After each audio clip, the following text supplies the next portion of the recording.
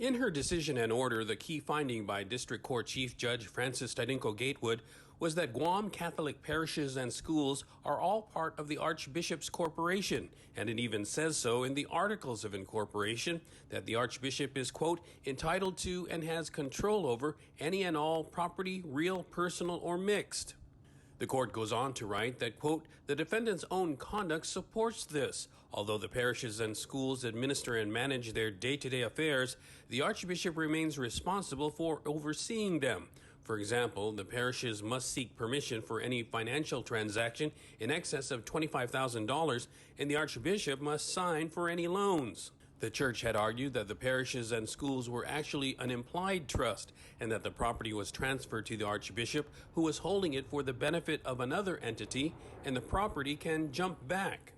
But Judge Gatewood rejected the argument, stating that the testimony was consistent throughout the 7-day trial that the parishes and schools are in fact one body with the Archdiocese. It's not clear which parishes and schools may be impacted, although the court decision does mention that prior to the bankruptcy filing, the Archdiocese formed a committee tasked with designating non-essential assets for possible payments to sex abuse claimants, and that this included the parishes and schools.